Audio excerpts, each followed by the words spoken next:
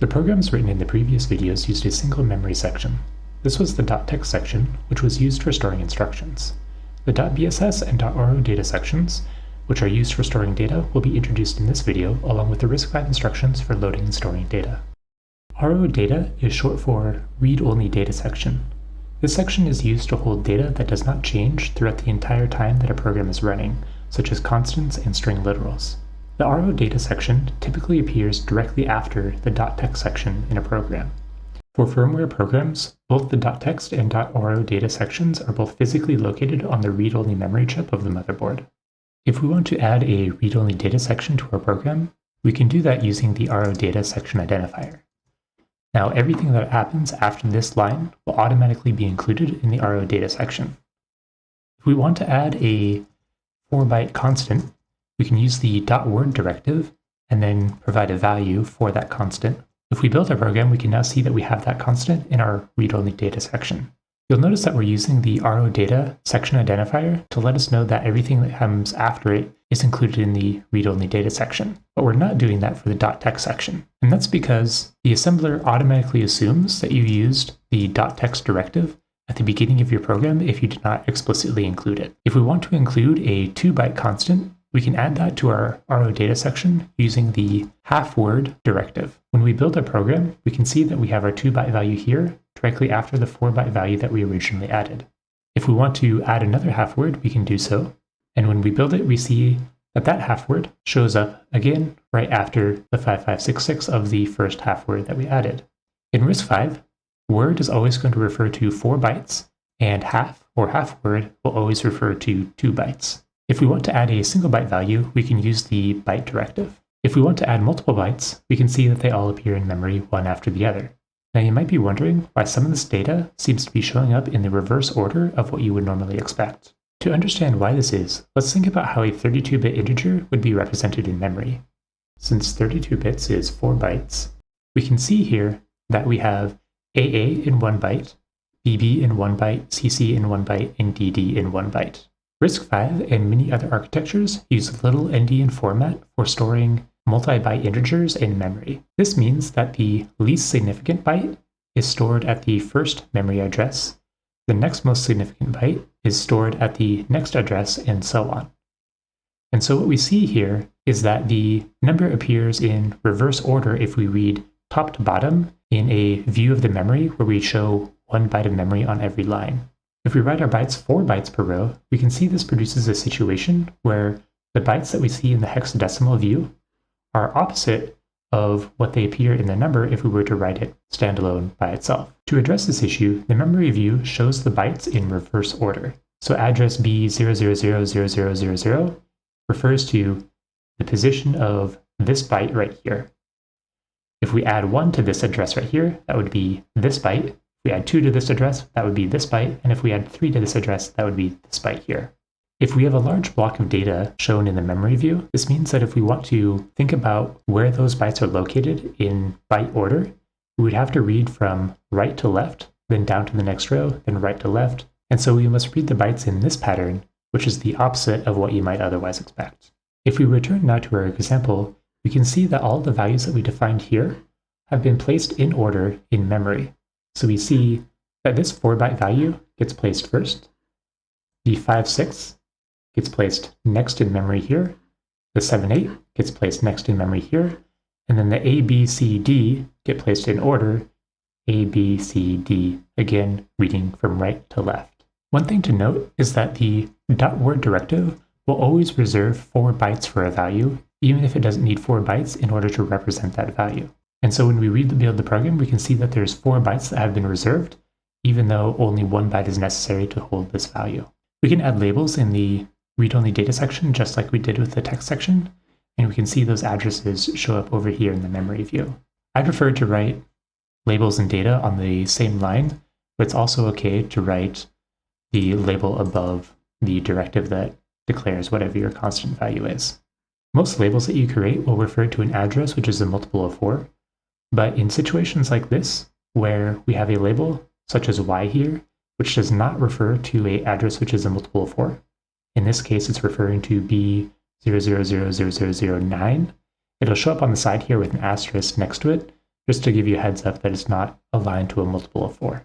When an assembler is determining how to arrange a series of constants in memory, it will always place those constants in the exact same order that they were defined. Now you'll notice that there seems to be 4 bytes given for each of these byte directives. However, what we're actually seeing here is 1 byte was given to each one of these byte directives, and then there was 3 bytes of padding that was inserted after it. This is done so that every word directive starts at an address which is a multiple of 4, or in other words, it's ensuring that all of our 4-byte values are 4-byte aligned. When a value is 4-byte aligned, that means its address is a multiple of 4.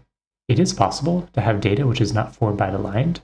However, it's much more expensive for the hardware to do reads and writes of 4-byte values that are not 4-byte aligned. The same principle holds for 2-byte values that are not 2-byte aligned and 8-byte values that are not 8-byte aligned. In order to prevent situations in which the CPU has to do a lot of misaligned memory accesses, the assembler will automatically ensure that your 4-byte values are 4-byte aligned and your 2-byte values are 2-byte aligned when it's placing them into the read-only data section. It will also do the same for the .bss and .data sections, which we'll talk about later. If we want to store our data in a more compact way, we can rearrange our definitions so that no padding is needed for alignment purposes. RISC-V was designed as a load-store architecture. This means there is a small set of load and store instructions that are allowed to access memory, and all other instructions are not allowed to access memory. The first 3 load instructions that we will cover are the load word, load half word, and load byte instructions. The format of each instruction starts with the mnemonic, followed by the destination register. This is the register where we will place the value that is being read from memory. The register which is named inside of the parentheses is the base register, and this register must contain the address of some location in memory. When one of the load instructions executes, it's going to take whatever address is inside of that base register, it's going to add whatever the offset is, which is this number here, and then whatever that resulting address is, that's where we're going to load a value, and we'll place it into the destination register. In the first example, we can see that we're using load byte with this address right here. And so if we take a look at the first byte in memory at that location, we can see that we have the 1, 1 right here. And so when we run this program, we see that we get 1, 1 being placed here in the hexadecimal view of the T0 register. Our next instruction is load half word. And so this is going to load a 2-byte value from this location right here. 2A in hexadecimal is 2 more than the 28. And so that's referring to this byte right here where the 77 is. And we're loading a 2-byte value, so it's going to load the 66 and the 77. And so we see both those showing up here in the T1 register. Then lastly, we're using load word, which is going to load a 4-byte value from this address right here. And so we can see the ABCD showing up here in the T2 register. If we want to see an example where we use the offset, we can change this A right here back to an 8 and stick a 2 down here. And so what this is going to do when it runs, it's going to take the address right here, which is in S1. It's going to add 2 to that value and then put the result into T1. And so when we run this program, we still see that we get the same result right here, because if we take this address right here, which is the address of this byte containing the 1, 1, if we add 2 to that address, that gives us this address right here, which is where the 77 is located. And so again, when we load the 2-byte value that's located there, we get the 6677. And so that shows up here. The offset is allowed to be any value in the range -248 to +247. And that's because inside of the instruction, we're using a signed 12-bit value in order to represent what the value of the offset is. One important thing to note about the load byte instruction is that it will perform sign extension on whatever value it's loading. To understand what this means, we can take a look at this example here, where we're storing -1 in a single byte value. Over here, we can see that that -1 is being represented as FF in hexadecimal. This is because the signed 8-bit representation of -1 is all ones. When we read that value using load byte, it's going to sign extend, which means it's going to replace the 8-bit representation of that negative number with the 32-bit representation of that negative number. And so in this case, we see that we get all Fs or all ones in the T0 register here. If, on the other hand, we don't want this sign extension to take place and we just want to get the FF here, we can use load byte unsigned, and it's going to treat this byte as an unsigned value. And so we'll get the value FF here instead, which is the unsigned interpretation of this bit pattern. There's another instruction, LHU, which stands for load half word unsigned, and this is the unsigned equivalent of the load half word instruction. It would be a huge pain if we always had to write out the exact address of every location in memory that we want to load a value from. And so we can use the load address pseudo instruction in order to make our lives easier. To use this pseudo instruction, we just type LA and then provided the name of the label instead of the address. When we run our program, we can see that we still get a 5 over here, just like we did before. When we need to load a global variable or a constant, it's very common for us to use this pattern where we have a load address instruction to load the address of a label, followed by a load instruction to load the value located at that address. As mentioned earlier, the read-only data section is read-only, so we cannot write to the memory addresses inside of the read-only data section. If we do, then bad things will happen, which we will discuss in one of the next 2 videos in this series. If we do want to have a region of memory that we are able to write to, then we can use the .bss section. The .bss section is located in RAM, which is both readable and writable, unlike the read-only memory section, which is only readable.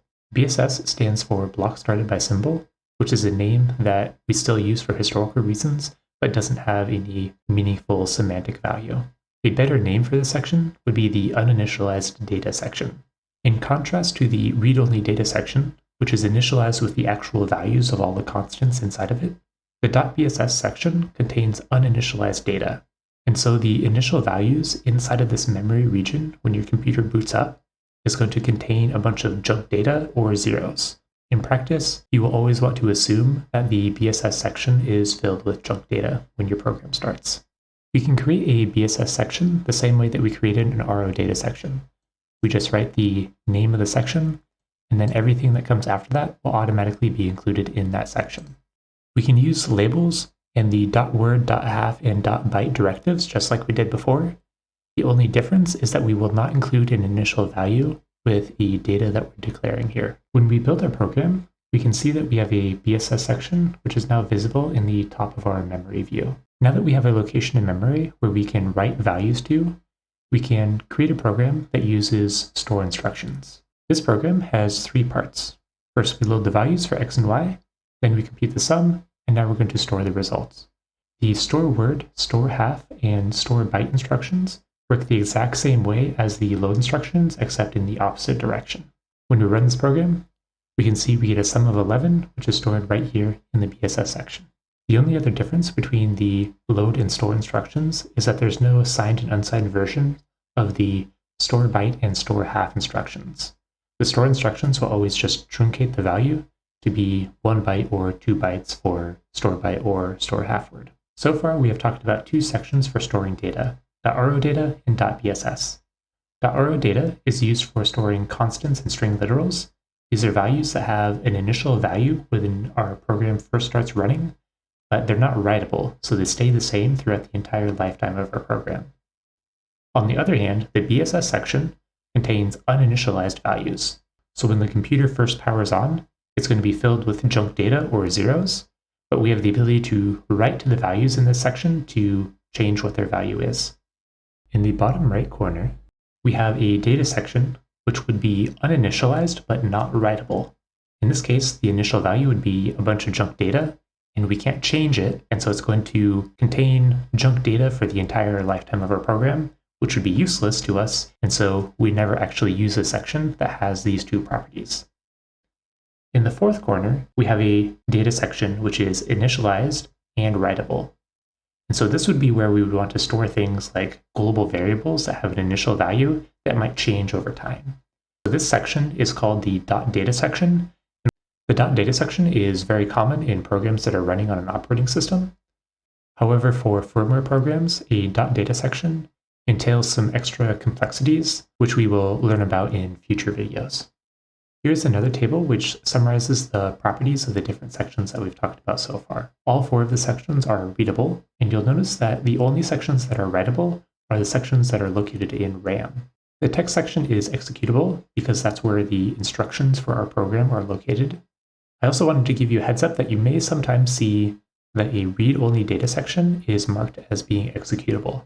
This is not because we ever actually execute code that's inside of the read-only data section, but rather because of a trick that can help us save memory in some cases. The .text and .ro data sections are both initialized because they must contain the program's instructions and constants right from the beginning when the program starts.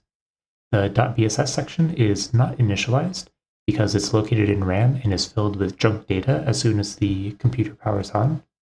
And lastly, the .data section is initialized, but there's some extra complexity going on here that we'll talk about in a future video. Here's a list of all of the load and store instructions that we talked about, along with the load address pseudo instruction. If you're running on a 64-bit machine, you may also see the load double word and store double word instructions, which will load or store an 8-byte value. There's also a load word unsigned instruction on 64-bit machines. In the next video, we'll start talking about the physical memory map and how we can use load and store instructions to control our hardware.